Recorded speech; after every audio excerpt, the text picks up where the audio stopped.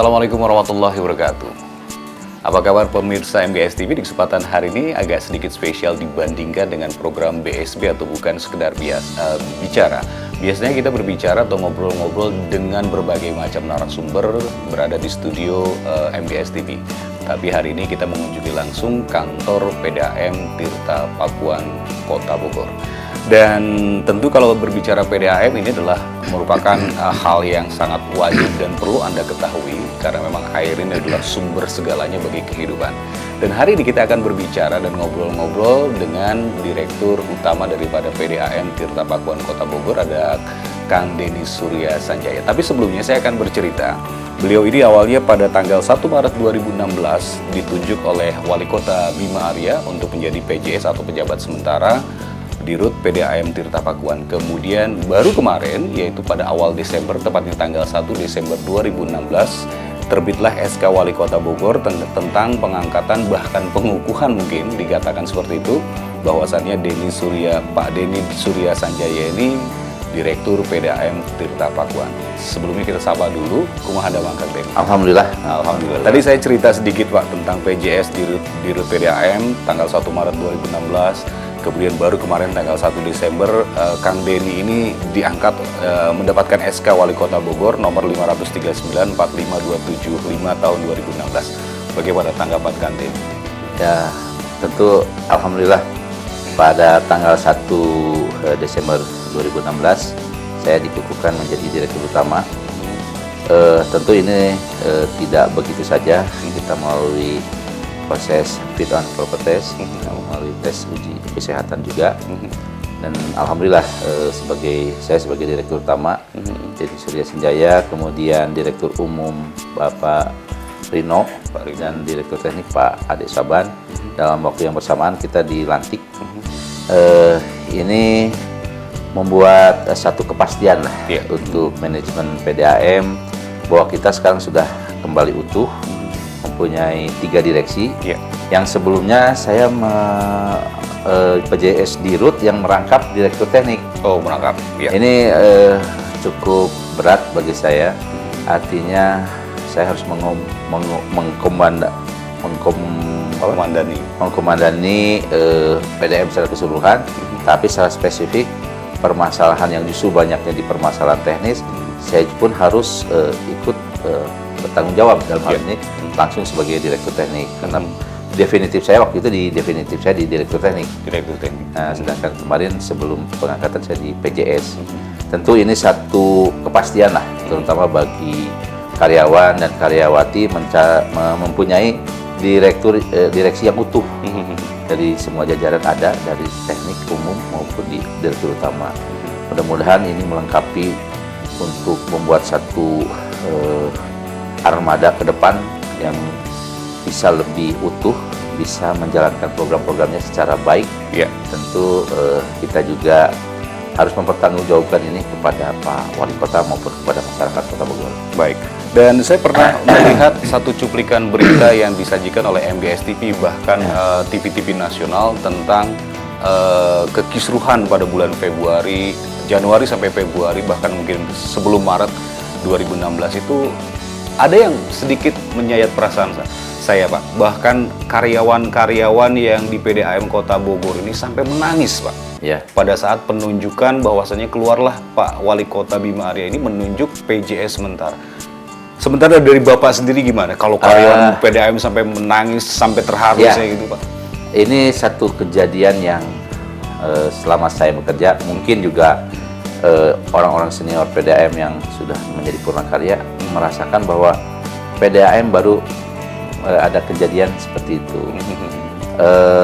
Terlepas apapun masalahnya, yang jelas ada harapan dari karyawan, karyawati untuk bisa bekerja lebih tenang, nyaman, dan mungkin juga mengharapkan dalam sisi kesejahteraan dan lain-lainnya di perusahaan PDAM ini yang kita cintai.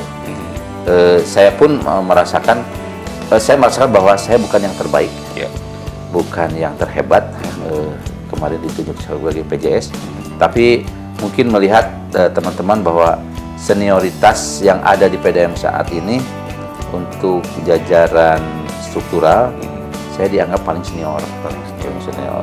Dan memang saya akui bahwa saya berangkat dari nol.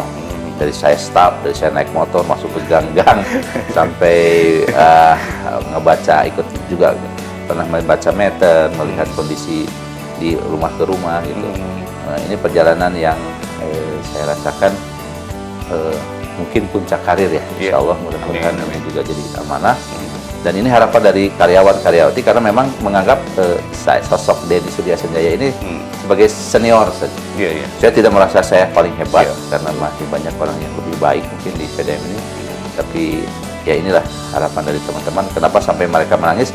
Karena mereka mengharapkan sosok yang memang tahu dari akar permasalahan yang ada di PDM. Sampai juga mengharapkan, menggantungkan harapan untuk bisa bekerja lebih nyaman, lebih sejahtera dan lebih tenang lah tentu. Oke. Itu. Baik. Tapi yang jelas memang dari pernyataan yang humble dari Kang Denny juga saya bisa merasakan dari karyawan-karyawan PDAM yang waktu itu pada saat penunjukan daripada PJS Kang Denny Surya Sanjaya menjadi PJS Direktur Utama dan Teknik PDAM Kota Bogor. Saya bisa merasakan dari tayangan berita yang waktu itu baik TV nasional maupun TV lokal dan berita-berita lokal, Pak. Nah, kepikiran nggak, Pak? Apa nih yang harus saya lakukan setelah karyawan-karyawati daripada PDAM Tirta Pakuan mempercayakan sekaligus dari wali kota mempercayakan kepada Pak Denny waktu itu? Ya. Yang pertama mungkin saya memberikan satu penghargaan yang besar terhadap karyawan dan karyawati yang sudah mempercayai saya waktu itu sebagai PJS. Saya karena memang saya juga merasakan dari bawah, dari bagaimana merasakan pahit manis bekerja di PDAM ini. Jadi saya harus bisa menunjukkan ke mereka bahwa keinginan mereka harus terwujud.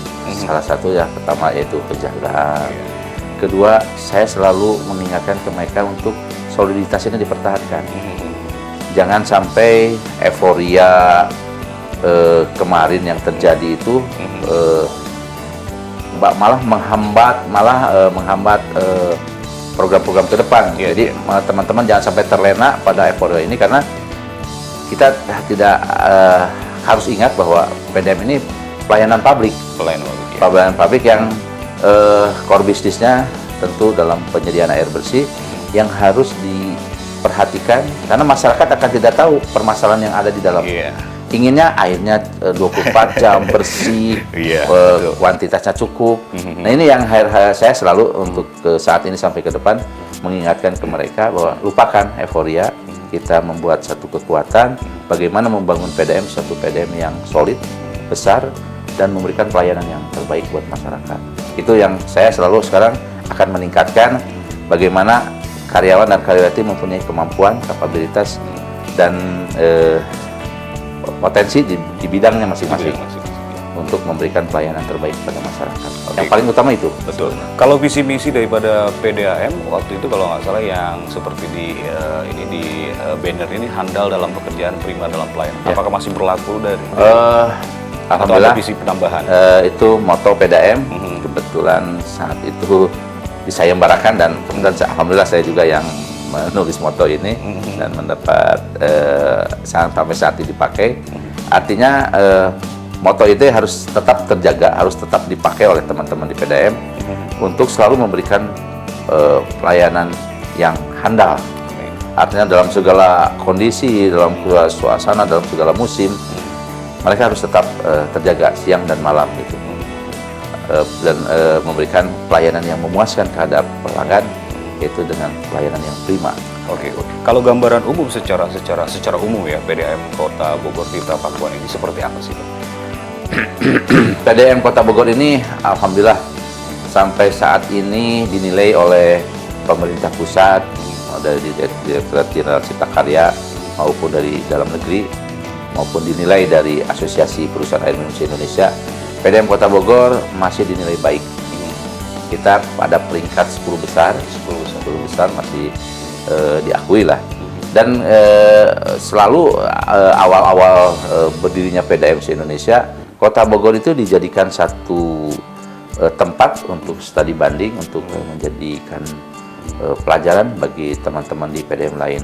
Namun sekarang dengan perkembangan zaman, PDAM-PDAM lain sudah mulai juga lebih bagus karena memang keinginan mereka untuk lebih dari Kota Bogor terwujud, seperti Kota Malang, Surabaya, Medan, Banjarmasin. Itu PDAM-PDAM yang sudah berusaha menyusul kita. Sebenarnya mereka belajar dari kita, dari PDAM Kota Bogor. Nah, dari hal itu juga kita harus mengakui bahwa kita tidak bisa tinggal diam di tempat, tidak bisa merasa diri puas paling baik, tapi kita harus tetap minimal mempertahankan pelayanan yang baik, maksimal kita harus lebih meningkatkan. Contoh lah, yang 24 jam kita harus 100% kita layani, artinya cakupan juga harus bisa tahun. Target kita 2019 itu harus tercapai 100%. Kehilangan air kita juga harus kita coba turunkan, target nasional itu di 20%.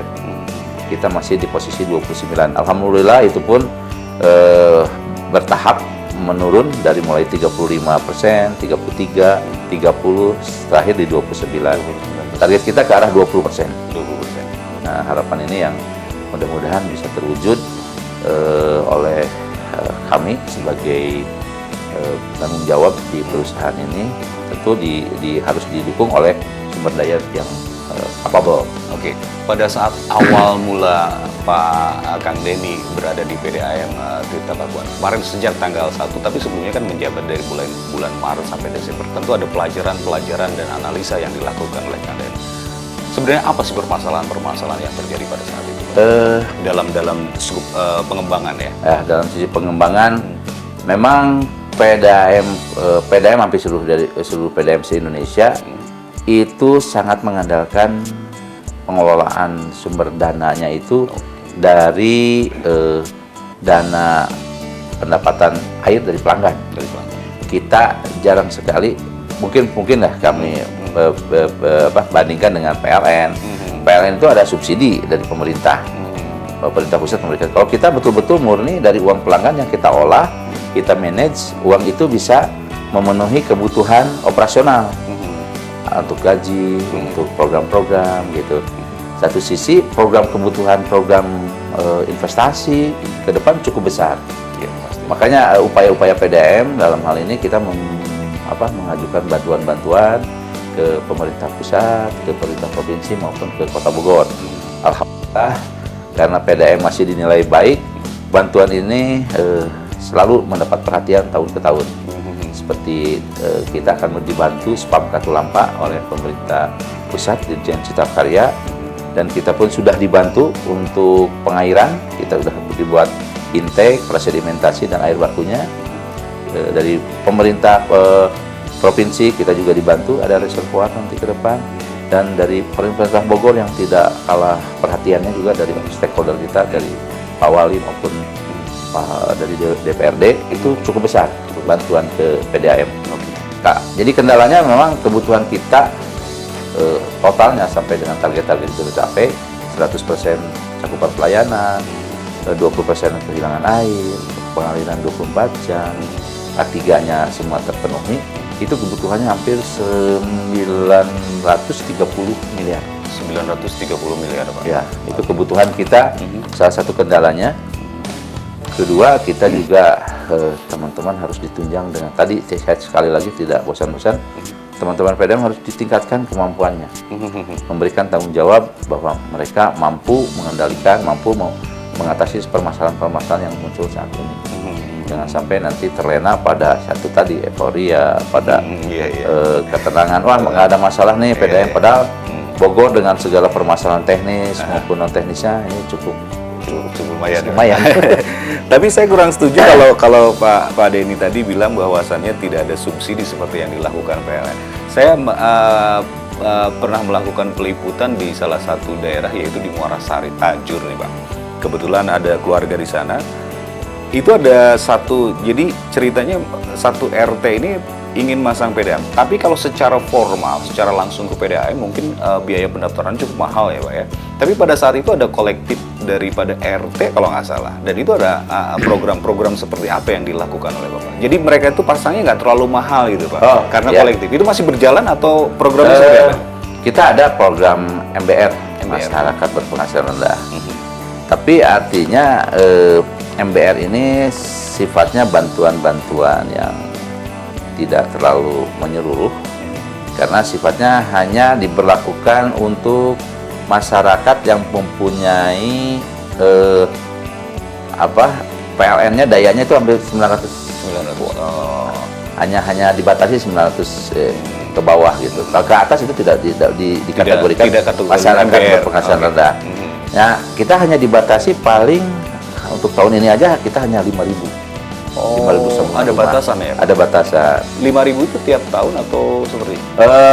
Tergantung usulan kita. Tahun ini 5.000, tahun depan juga 3.000 tahun depan. Kita dapat program MBR, masyarakat berpenghasilan rendah, itu dari pemerintah pusat. Tapi itu bukan subsidi, itu pembagian yang sifatnya parsial dan tidak menyentuh seluruh. Maksud saya subsidi itu masih tarif kita kan tidak agak sedikit complicated. Belum sebagus mungkin DKI, belum sebagus mungkin di Surabaya gitu. Jadi kita sebenarnya harapan kami sih selain nanti bantuan hibah itu tarif kita juga bisa kita sesuaikan gitu. Tentu konsekuensinya memberikan pelayanan yang baik. Tarif naik tapi pelayanan buruk ya masyarakat pasti tidak akan terima gitu. Iya, baik gitu. Oke, baik. Pak Denny, nanti kita lanjut lagi tentang kita akan mengupas tuntas sampai ke akar-akarnya tentang PDAM Desa Pakuan ya, Pak. Yes. Baik, pemirsa jangan kemana-mana karena saya akan kembali untuk Anda tetap dalam program Bukan Sekedar Bicara, tentu hanya di MGS TV.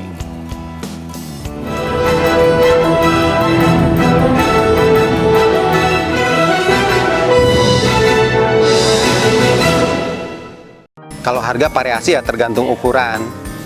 Nah, karyawan kena PHK semua. Nah, saya coba-coba usaha di tanaman. Saya pikir gini ya, untuk usaha jadi gini, saya kan hobi, emang tanaman emang hobi. Ya, saya pikir kenapa enggak hobi tersebut disalurkan bisa dijadikan usaha gitu.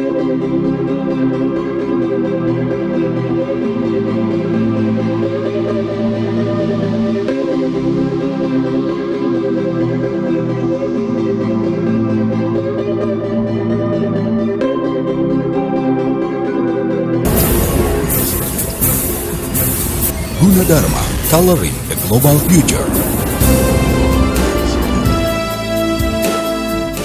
Membangun insan cerdas, kompetitif, dan berkarakter. Bersama Yuji, masa depan diraih saat ini. Universitas Gunadarma. Lama-lama bisa ditekan dengan seiring kita sering turun ke jalan, lama-lama kita paham.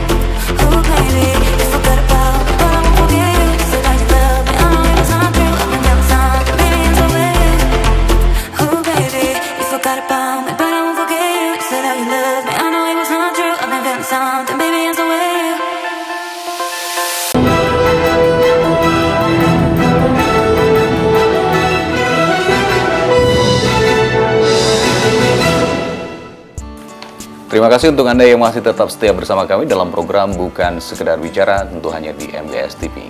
Dan kami informasikan untuk Anda yang baru saja bergabung, jangan lupa Anda bisa saksikan untuk wilayah kota dan kabupaten Sukabumi, Anda bisa saksikan kami melalui channel 11 Mandala Vision Sukabumi Kota dan Kabupaten. Kemudian untuk Anda yang ada di kota dan kabupaten Bogor, Anda bisa saksikan program Bukan Sekedar Bicara di MGS TV melalui channel 32 UHF. Atau Anda yang bisa streaming langsung melalui gadget, smartphone, dan juga melalui website kami, yaitu di streaming www.mgstv.co.id. Dan spesial hari ini kita masih ngobrol-ngobrol dengan Kang Denny. Saya lebih enak Kang daripada Bapak. Karena kan namanya aja udah Denny Surya Sanja, berarti agak-agak sedikit berbau Sunda. Gitu. Beliau ini baru diangkat kemarin, sudah diterbitkan SK Wali Kota Bogor pada tanggal 1 Desember tahun 2016. Kang Denny ini sudah menjadi Direktur PDAM Tirta Pakuan. Pak, tadi kita sudah membahas, Kang Denny, kita sudah ngebahas gambaran umum PDAM, kemudian juga tentang cerita dan sejarah daripada Kang Denny di PDAM dari PJS menjadi direktur utama. Dan sekarang mungkin ada, tadi dilihat dari target bahwasannya 930 miliar, mungkin bagi orang masyarakat awam, waduh kumaha ya gitu kan untuk mendapatkan ini.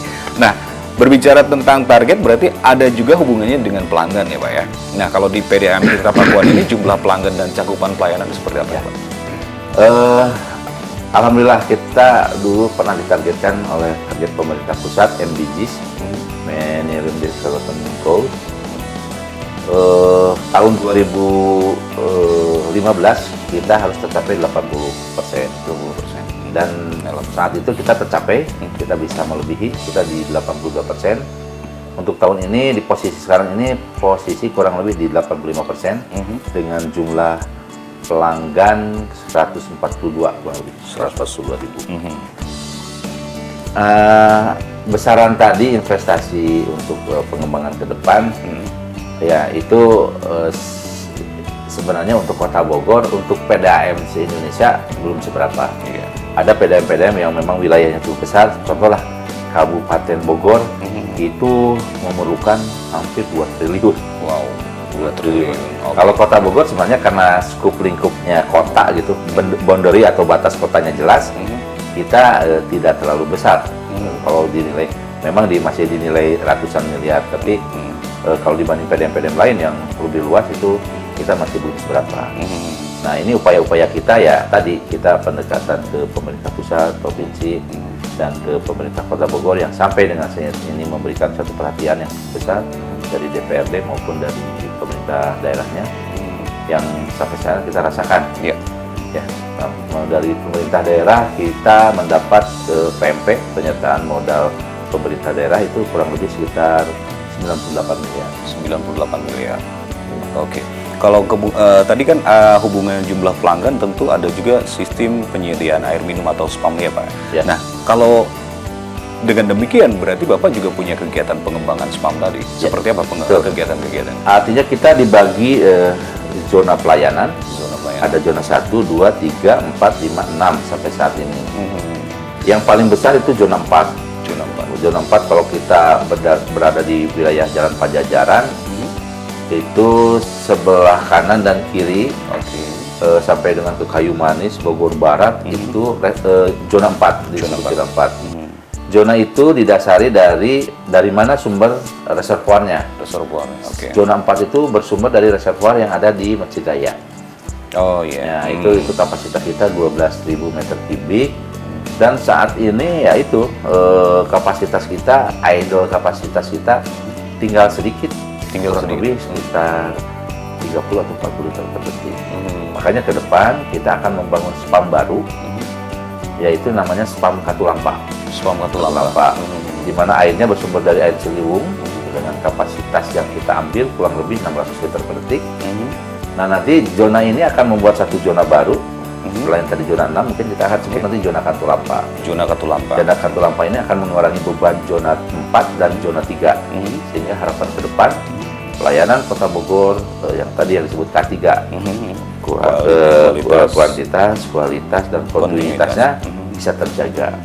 Memang saat ini kendala-kendala yang mungkin banyak komplain di media-media bahwa daerah-daerah tertentu pada saat jam puncak, jam 6 sampai jam 9 itu tidak ada air.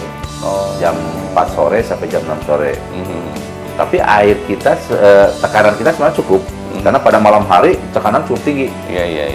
Hanya debitnya aja, pipa airnya saat ini kita masih sudah mendekati hampir habis gitu, hampir balance antara supply dan ini hampir balance. Sehingga ke depan kita harus sudah menambah kapasitas, yaitu akan kita tambah kapasitas zona Katulampa. Kita akan menambah zona 2 tambahan kapasitas dan beberapa mata air yang saat ini kekurangan debit. Di Kota Batu, di Palasari, itu program-program kita akan membentuk ada spam-spam baru dan penambahan kapasitas pada mata air yang saat ini berada. Oke. Saya nggak kebayang nih Pak, mungkin masyarakat di rumah juga, penonton di rumah memikirkan seandainya terjadi Bogor, kalau sekarang masih aman lah Pak ya, hujan terus. Ya. Nah ini kalau misalnya musim kemarau, apa yang terjadi Pak di PDAM? Nah, alhamdulillah kemarin sumber air kita saat ini kan bersumber dari Cisadane. Itu mungkin juga anugerah untuk masyarakat Kota Bogor, juga berkahnya juga untuk PDAM juga. Pada saat kemarau, alhamdulillah air itu tidak kering gitu, Cisadane. Cisadane ya. Sayang kebayang kalau misalnya Cisadane ikut kering kelantang gitu. Waduh, bagaimana kita melayani air? 80% pelayanan itu dari Cisadane gitu. Nah, alhamdulillah kemarin tidak, malah yang masyarakat yang pakai air tanah itu pada kering. Itu kemarin kita melayani ke arah daerah Ciberem, ke arah Bogor Barat, yang belum jadi pelanggan PDAM nih. Air sumbernya pada kering. Jadi minta ke kita, yang kita mengirim banyak kemarin pada saat kemarau. Nah ke depan ya mudah-mudahan ya hasil kajian juga bahwa Ciliwung itu pada musim kemarau tidak kering-kering amat. Jadi untuk sementara ini mudah-mudahan lah ini satu hal yang harus kita doakan bersama bahwa spam PDAM Tirta Pakuan Kota Bogor tidak mengalami kekeringan yang begitu dahsyat ya. Mudah-mudahan ya. Yang sudah kemarin air kita cukup banyak, kita malah membantu masyarakat yang pakai sumur di Kayu Manis, yang belum jadi pelanggan itu akhirnya minta ke kita. Kita akhirnya juga mengirim tangki ke lokasi-lokasi. Dan alhamdulillah dirasakan masyarakat cukup manfaat. Kalau berbicara fluktuasi sumber air sendiri seperti apa? Sumber air itu ada beberapa sumber air yang fluktuatifnya cukup turun naiknya cukup drastis, yaitu mata air Tangkil. Tangkil itu ke arah Sukabumi. Itu kapasitas terpasangnya itu kurang lebih 130 liter. Kalau kemarau sekali itu bisa sampai 90 liter per detik. Bayangkan 40 liter hilang.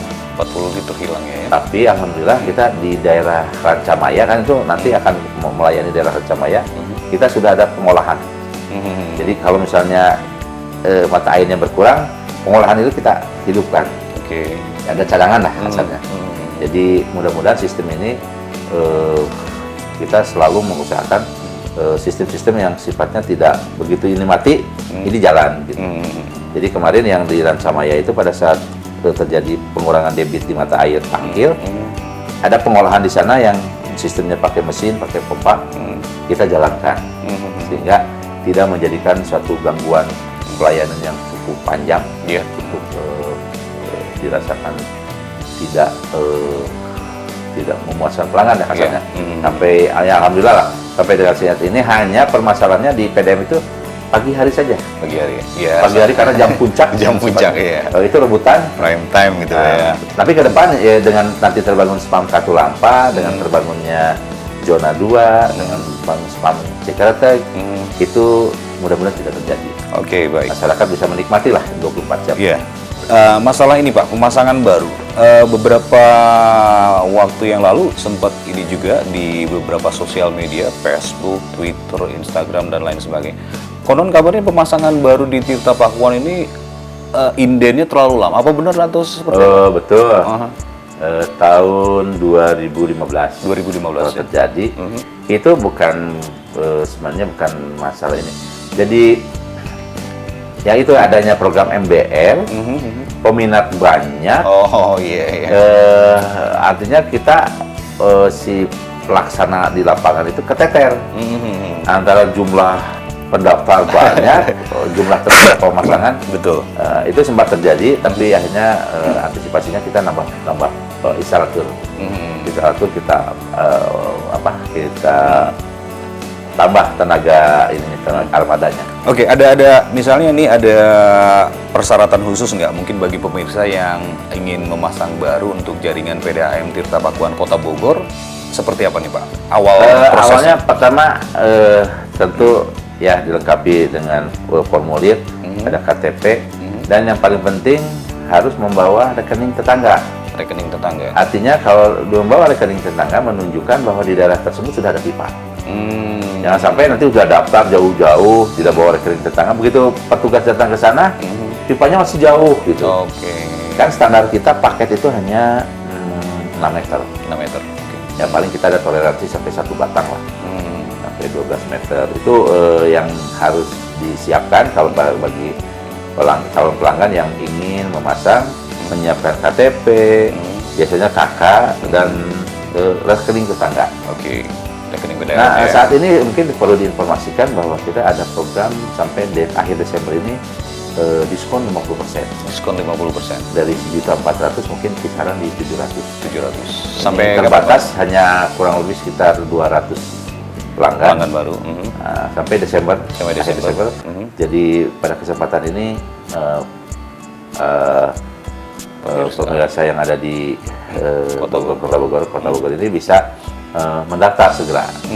Ya, kita hanya mungkin terbatas, jadi promo kita memang sudah dianggarkan. Promo kita diskon 50% untuk pemasangan baru. Oke, kalau boleh tahu setelah tadi persyaratan yang Kang Denny sebutkan, berapa lama nih mereka menunggu? Kalau sekarang cukup cepat lah, paling lama tuh 2 minggu. Oke. Kalau dulu sempat 1 bulan, bahkan lebih. Tapi sekarang armada cukup banyak, stok material kita sudah cukup tersedia.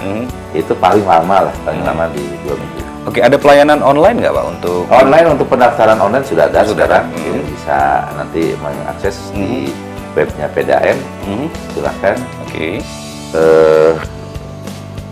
Tapi ya saat ini yang banyaknya sih langsung. Langsung ya? Yang online hanya orang-orang yang memang yang sibuk, yang sibuk, yang memang terbiasa dengan web ya, betul. internet itu. Oke, webnya apa nih Pak? Boleh diinformasikan? www.pdam.Pakuan Kota Bogor. Ya. Oke, baik. Dan pemirsa, untuk Anda yang penasaran tentang perkembangan daripada PDAM Kota Bogor, Anda bisa langsung akses webnya, yaitu pdamkotabogor.com ya Pak ya? Oke, silakan Anda juga bisa melakukan, mungkin ada saran dan kritik, pertanyaan-pertanyaan dan informasi pemasangan baru, termasuk Anda akan mendapatkan diskon 50%, walaupun terbatas, mudah-mudahan salah satunya adalah Anda yang akan mendapatkan kesempatan. Begitu kan? Siap, ditunggu. Oke, baik. Saya akan kembali untuk Anda dalam program Bukan Sekedar Bicara, masih bersama Direktur Utama PDAM Tirta Pakuan, ada Kang Denny Surya Senjaya. Jangan kemana-mana, tetap di MGS TV.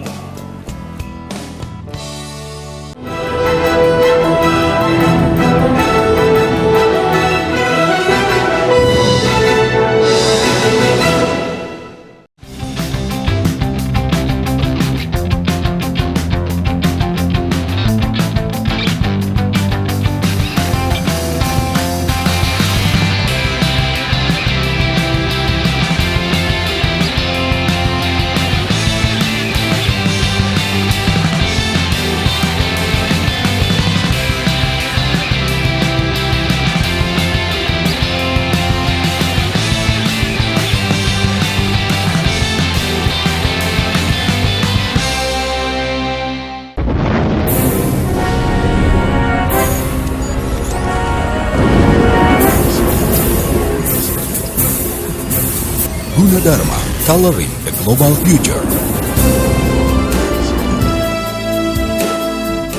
Membangun insan cerdas, kompetitif, dan berkarakter. Bersama Yuji, masa depan diraih saat ini. Universitas Gunadarma. Dosa-dosa kecil itu akan menumpuk menjadi gede. Ada catatan hadis dari Nabi SAW, Ibnu Muajah meriwayatkan satu hadis dari Sayyidah Aisyah radhiyallahu taala anha. Qala, beliau berkata, qala li Rasulullah SAW, Rasulullah pernah bersabda kepadaku, kata Siti Aisyah, ya Aisyah, iyyaka wa muhaqqaratil a'mal, awas wahai Aisyah,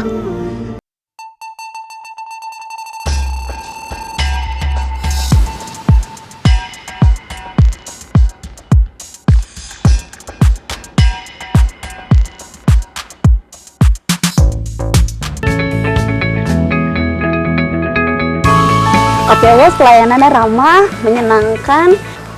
Kira-kira saya sekitar 3 tahunan udah ngelogin di OKWOS. Packagingnya bagus, beda sama yang lain. Harum juga. Di sini saya menjadi customer sudah hampir 4 tahun. Saya sangat percaya sekali, soalnya hasilnya juga memuaskan. 2 tahun saya langganan di sini. Dan saya tidak pernah berganti-ganti laundry line, hanya di Oke Wash saja. Alhamdulillah puas, sangat memuaskan. Terima kasih Oke Wash.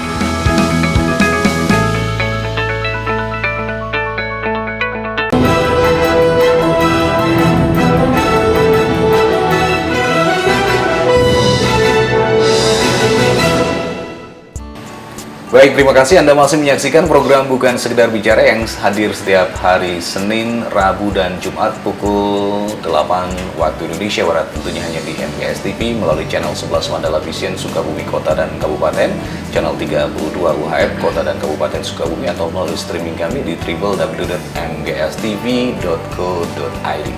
Dan kita langsung kembali berbicara, ngobrol-ngobrol santai dengan Kang Denny. Kang Denny tadi tentang pemasangan baru yang diskon 50% sampai Desember walaupun ada limit. Kemudian kita tadi sudah berbicara tentang pengembangan sistem penyediaan air minum. Nah, sekarang ada program sosialisasi tentang yang namanya penurunan kehilangan air. Ini kan banyak juga yang tidak diketahui ya, karena kan SDM karyawan daripada PDM terbatas, sementara jaringan di mana-mana sekota Bogor. Ada informasi nggak tentang penurunan kehilangan air itu, bagaimana cara mengetahuinya? Betul. Nah, ini masalah penurunan kehilangan air ini selain berdampak pada kerugian terhadap perusahaan, ya artinya air yang terbuang, juga ada dampak teknis kehilangan air ini. Masyarakat yang merasa, ya itu tadi, kok airnya kemarin mah bagus, sekarang tiba-tiba tidak ada air. Iya. Nah, ini satu hal yang harus dipahami, bahwa Kota Bogor ini mempunyai topografi, artinya yang cukup tajam. Antara beda daerah satu dengan yang lain itu cukup signifikan. Contoh lah, kalau saya gambarkan daerah Empang, daerah Panaragan, itu kalau ada bocor itu, misalnya bocornya di atas, tapi airnya akan keluar di bawah, karena memang dengan kemiringan seperti itu. Terjalnya atau ekstrimnya topografi Kota Bogor ini sedikit menyulitkan secara teknis bagaimana kita bisa menemukan bocor. Bocor itu selain memang kehilangan airnya, iya jelas, kerugian secara finansial juga jelas. Yang jelas juga ada dampak teknis yang tadi pada saat melihat air di bawah, misalnya ada air keluar di jalan, begitu digali airnya nggak keluar dari situ, tapi ada di atas gitu. Ini yang membuat lamanya penanganan, yang menghambat terjadinya pengaliran yang 24 jam ke masyarakat. Jadi kadang-kadang gimana sih PDAM airnya kok berlipat gitu. Nah, ini yang harus diketahui. Makanya kami ada satu program yang perlu diketahui masyarakat, yang sifatnya memberikan reward kepada masyarakat yang menemukan kebocoran. Oke, ada di atas 4 itu, kalau 10 cm ke atas, di 10 cm ke atas, nanti dengan menunjukkan KTP-nya, itu mendapat 1.250.000. Wow. Reward ya, karena saking sulitnya petugas PDAM, keterbatasan tenaga untuk mengetahui di mana bocor itu. Nah, itu yang membuat kenapa tingkat kesulitan di PDAM dalam menurunkan kehilangan air cukup berat. Tapi kita tidak menyerah. Ada program-program yang harus kita laksanakan. Kita ada satu alat yang namanya PRV, Pressure Reducing Valve, yang untuk mengatur tekanan, sehingga tekanan pada malam hari atau tekanan di daerah-daerah rendah itu tidak terlalu tinggi. Itu diatur dengan alat tersebut, sehingga kehilangan air tidak terlalu banyak. Kebayang kalau tekanannya cukup tinggi, di atas 5 bar, 6 bar, waduh, makin besar bocor, makin besar juga kehilangan airnya. Jadi itu salah satu upaya-upaya kita membuat satu sistem yang namanya DMA, District Matter Area, penanganan quick response. Ya, juga ini kepada masyarakat, saya mengimbau bahwa apabila menemukan bocor di jalanan, segera lapor ke PDAM. Itu salah satu bentuk rasa memiliki terhadap perusahaan, terhadap pelayanan PDAM Kota Bogor. Terus yang kedua, informasikan bila ada tetangga atau ada masyarakat yang dinilai mempunyai air, kelihatannya air PDAM tapi tidak mempunyai meter. Itu namanya illegal connection. Ada juga ya, Pak? Ada beberapa tempat, tapi tidak terlalu banyak. Kita menemukan yang misalnya udah diputus, dia sambung sendiri. tanpa meter. Iya. Kan ini bisa merugikan masyarakat, bisa terutama merugikan perusahaan. Iya. Air yang tidak terhitung. Nah ini makanya kepada pelanggan nanti mengimbau, dan kita akan memberikan reward pada penemu illegal connection, penemu kebocoran, ini akan diberikan reward. Oke. Ya kalau untuk ilegal biasanya di atas 250, 500 ke atas. Harapan kami kepada pelanggan masyarakat Kota Bogor apabila menemukan hal-hal yang sifatnya bocor, merugikan pelayanan kami, tolong sampaikan. Oke. Langsung ke PDAM, ke call center, atau bisa ke pelayanan kita. Oke, baik. Berbicara tentang penurunan kehilangan air nih Pak, rata-rata. Kalau boleh tahu, kalau tadi bocor sih ini hal yang di luar prediksi Pak. Ya. Nah, kalau boleh tahu warga Kota Bogor ini pola pemakaian rata-rata seperti apa sih Pak? Kami itu sebenarnya menganggarkan biasanya tuh di posisi 27 meter kubik per bulan. Ternyata karena Bogor itu masih kota hujan, ya, ada beberapa pelanggan yang masih menggunakan air tanah. Jadi air PDAM itu digunakan untuk hal tertentu aja. Cadangan. Jadi pola pemakaiannya rata-rata di target kita sih inginnya di antara 25 sampai 26 meter kubik, tapi di rata-rata di sekitar 23 ya, rata-rata ya. 23 meter kubik per bulan Ya. Oke. Nah, ini juga beberapa ada hal yang perlu diperhatikan nih Pak. Biasanya kan pelanggan ini bisanya cuma mengeluh-mengeluh, wajar mungkin ya Pak pelanggan. Kadang-kadang mereka kualitas airnya bau, kotor dan lain sebagainya, kayak tadi mungkin braipet. Nah, ini adalah tugas Kang Denny sebagai direktur daripada PDAM Tirta Pakuan untuk mensosialisasikan, untuk menjaga stabilitas tadi Pak. Stabilitas kualitas air, kuantitas air, dan kontinuitas. Ini seperti apa program untuk menjaganya nih Pak? Saya juga lupa menghimbau kepada masyarakat Kota Bogor, khususnya pelanggan PDAM. Kita mempunyai tekanan yang lebih kan, di malam hari. Jadi betul tadi jam puncak di daerah tertentu saja, daerah-daerah biasanya daerah elevasi tinggi, jam 6 sampai jam 9 nggak ada air, nanti jam 4 sampai jam 5 sampai jam 6 sendiri nggak ada air sore. Nah ini kami himbau, karena masyarakat kan pasti inginnya pada pagi hari, pada saat aktivitas cukup tinggi, air ada gitu. Karena kebayanglah saya ke kantor, air nggak ada, aduh betapa, itu saya rasakan juga, saya pernah merasakan juga. Saya menghimbau untuk menampung di malam hari. Ada secara sistem memang bagusnya pakai namanya roof tank atau toren lah, istilah ini umumnya toren. Nah nanti pada saat malam hari tinggal dibuka toren. Memang itu bukan harapan masyarakat lah, pasti masyarakat inginnya mah tanpa toren langsung instan gitu ya. Tapi ini kondisional bahwa program kita, investasi kita belum memenuhi spam yang ada. Dimana nanti ke depan kita akan membangun spam Katulampa, Cikeretek, dan di daerah Cipaku. Ya mudah-mudahan nanti kejadian menampung itu tidak ada. Tapi saat ini secara teknis saya menyarankan tampunglah. Karena selain bukan masalah jam puncak saja, terkadang pada saat yang tadi bocor itu yang sifatnya tiba-tiba. Bocor adalah laporan dari masyarakat, langsung diperbaiki, airnya mati. Masyarakat lagi senang-senangnya, loh kok nggak ada air gitu ya? Karena tiba-tiba kita nggak bisa memberitahu yang namanya bocor, kecuali ada pekerjaan itu sudah direncanakan matang, akan dikerjakan hari ini jam sekian untuk segera diumumkan di media. Tapi yang namanya tiba-tiba bocor di tengah jalan ada laporan, petugas datang, nggak mungkin kita ke media. Betul. Jadi saran kami untuk menampung. Menampung. Solusi yang cerdas itu ya Pak? Menampung secara inilah malam hari terutama. Oke. Kalau dari stabilitas kualitas air sendiri? Nah, kualitas air beberapa minggu ke belakang, beberapa bulan ke belakang sempat terjadi air keruh. Itu sebenarnya bukan pengolahan kita yang gagal. Itu karena debit air yang masuk ke reservoir menurun.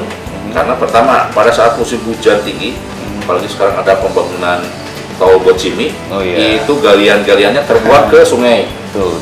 Maka dicek di sana ke Cisadane, orang-orang dari pihak pelaksana di Bocimi ini membuang galian-galian itu ke sungai. Oh. Dan sehingga pada saat banjir atau saat hujan lebat, airnya menjadi keruh sekali. Karena tanah terus terus keruh, ya. Otomatis ya bukan kapasitas pengolahan kita tidak mampu, tapi dengan jumlah tingkat kekeruhan yang beberapa kali lipat, biasanya kita turunkan produksi.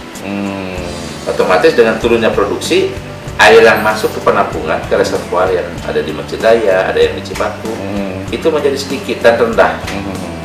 Jadi si air yang terjadi di reservoir itu rendah. Begitu air normal kembali ke aduk, bayangkan? Pasti. Kalau misalnya kita ada di gelas, ada kopi sedikit, jadi hitamnya begitu langsung. kita masukin lagi air Iya. panas lagi, keubek gitu, kasar bahasa saudara maka ubek gitu. Kalau ada turbulensi di sana, membuat air itu keruh dan baru teralirkan ke distribusi. Ini yang tapi ke sini-sini kita sudah melakukan upaya-upaya. Kita sudah ada rehab kompartemen yang ada di pengolahan kita, sudah meminimalisir permasalahan yang ada di pengolahan.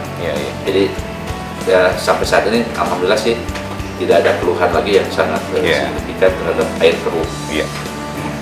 Tapi yang jelas bahwasannya PDAM berkomitmen untuk menjaga yang namanya menjaga ya.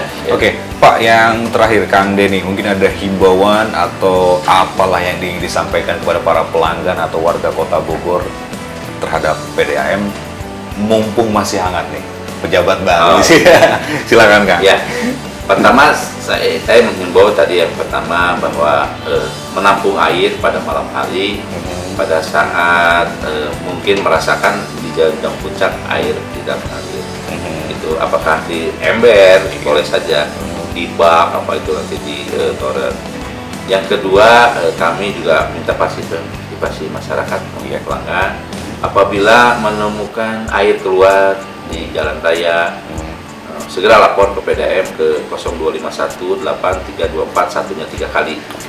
Ada juga nanti ke Facebook, silakan bisa PDAM, bisa ke web kita PDAM Kota Bogor.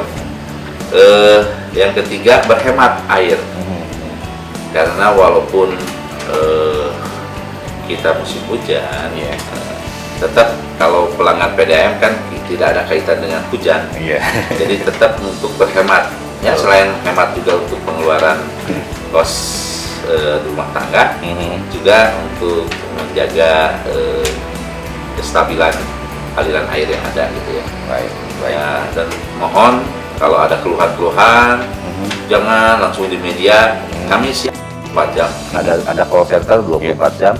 Humas kita juga bisa setiap saat didatangi untuk disampaikan keluhan-keluhannya jadi apa.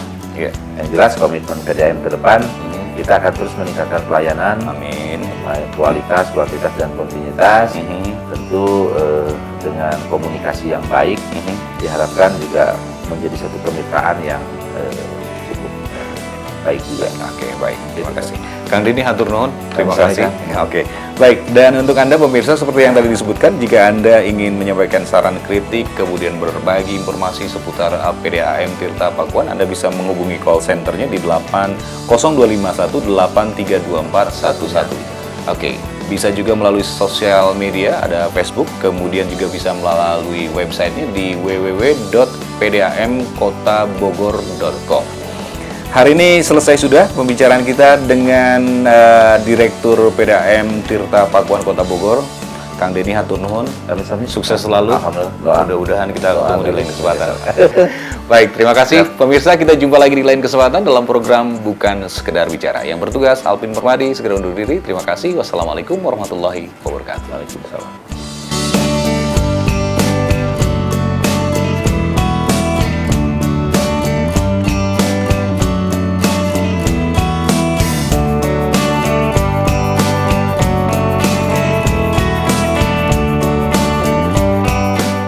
Kalau harga variasi ya tergantung ukuran. Nah, karyawan kena PHK semua. Nah, saya coba-coba usaha di tanaman. Saya pikir gini ya,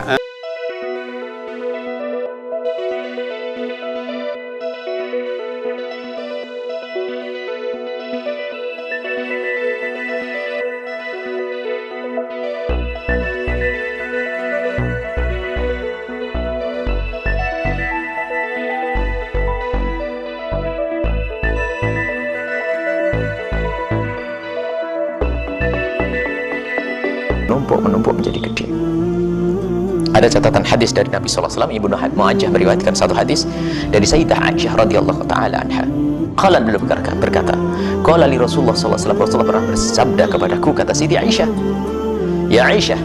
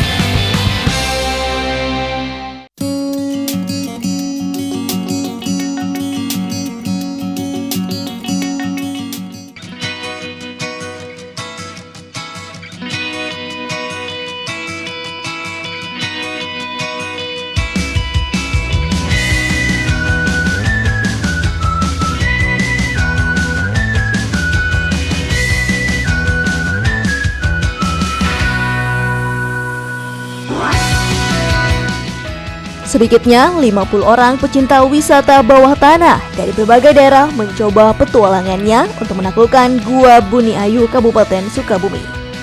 Berada di Desa Kerta Angsana, Kecamatan Nyalindung, Gua Buni Ayu memiliki dua tipe atau jenis gua, yaitu gua horizontal dan gua vertikal. Gua vertikal Buni Ayu memiliki panjang 1.500 meter dengan kedalaman puluhan meter yang membuat adrenalin para caver diuji. Untuk dapat masuk ke gua ini, setiap orang harus melewati rintangan pertama, yaitu menuruni sebuah lubang dengan menggunakan tambang khusus yang sudah dipersiapkan cave guide. Kedalaman mulut gua tersebut sekira 20 meter dengan posisi vertikal.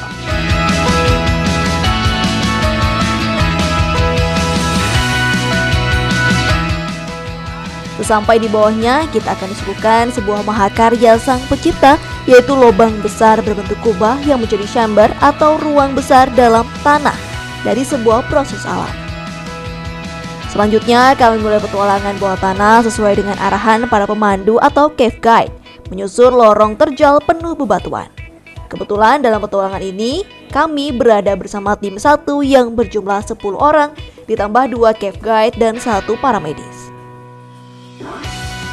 Sepanjang penyusuran, sesekali cave guide memberikan arahan dan informasi mengenai beberapa hal yang terdapat dalam gua. Mulai dari ornamen bebatuan stalaktit, stalagmit, gordam, limestone, kanopi, serta ekosistem lainnya, seperti lumut dan udang purba yang hidup di dalam gua ini.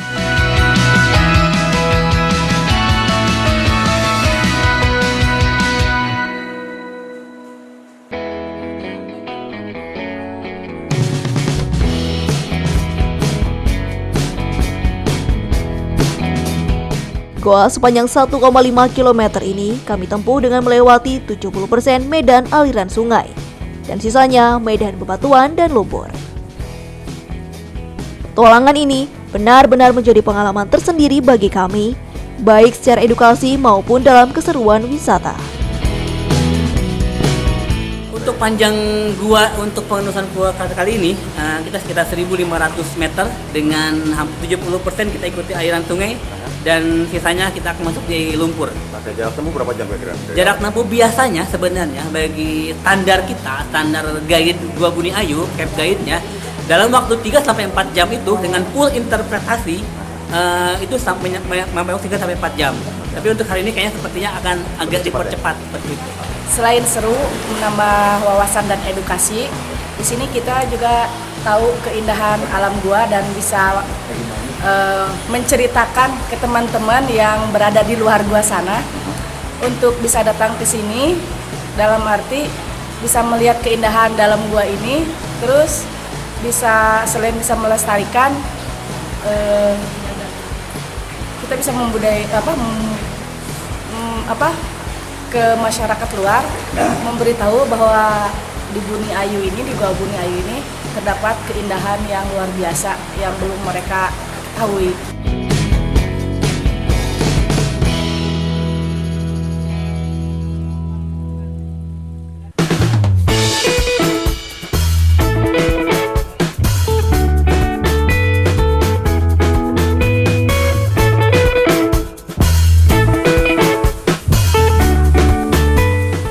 Setelah kurang lebih 3,5 jam kami berada di dalam goa, akhirnya kami sampai di mulut goa yang disebut Bibicilan.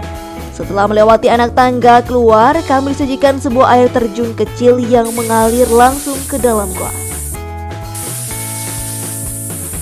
Selanjutnya kami menelusuri area perkebunan warga dan hutan pinus sebelum akhirnya kami sampai di jalan aspal. Dan perjalanan menuju camp ditempuh dengan menggunakan kendaraan jemputan berupa bak terbuka. Sudah saatnya kelestarian lingkungan dijaga dari ancaman industri tambang, mengingat kawasan seperti ini memiliki kandungan bebatuan kars yang paling banyak diincar para pengusaha besar.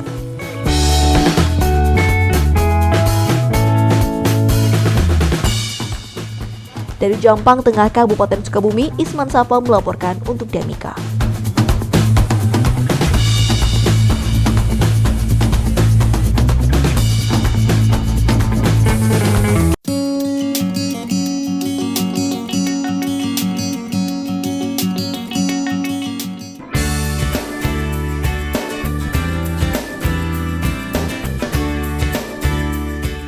Pemirsa, saat ini saya berada di perumahan Citra Indah Jonggol, di mana di belakang saya seperti diketahui saya berada di satu tempat kelompok Srikandi namanya.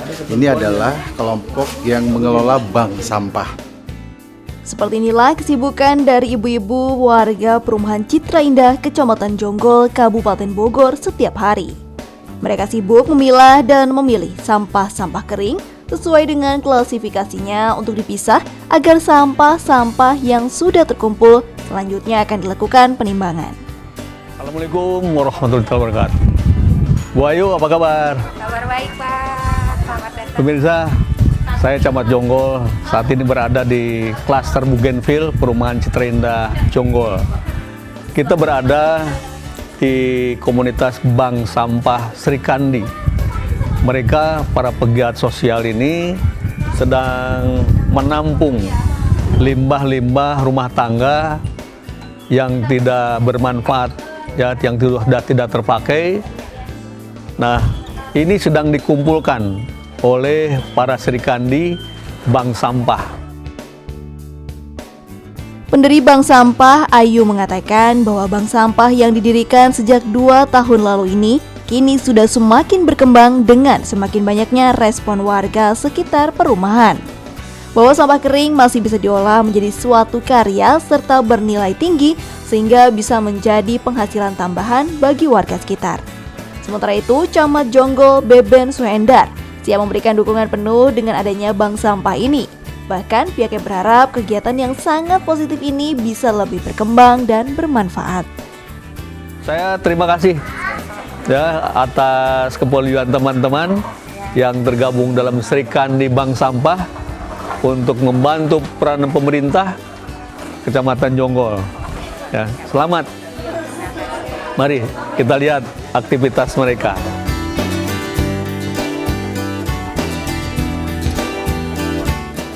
Lagi dipilah nih sampah-sampah atau limbah dari rumah tangga. Ada yang kardus sedang dipilah-pilah, ada plastik, ada mungkin dari unsur besi ya, itu macam-macam. Yang sudah tidak terpakai bisa terpilah, nanti ditimbang ya. ditimbang. Ini di sini penimbangannya. Penimbangan. Bagian penimbangan. Nanti setelah ditimbang jumlah sampahnya berapa akan masuk ke dalam pencatatan tabungan dan buku besar bank sampah. Kemudian dari hasil timbangan sampah itu kita konversikan ke dalam rupiah, nanti masuk ke dalam buku tabungan bank sampah. Ini buku tabungan ini, Bank Sampah Srikandi. Keren.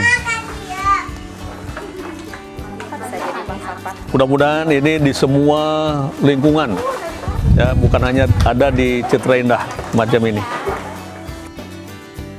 hasil olahan sampah kering ini bisa disulap menjadi berbagai barang yang sangat menarik seperti tas, dompet, tempat tisu, tempat peniti, bahkan hingga asbak. Nah, apakah Anda akan mengikuti jejak dari kegiatan positif ini? Ternyata di balik sampah ada rupiah siap menanti Anda.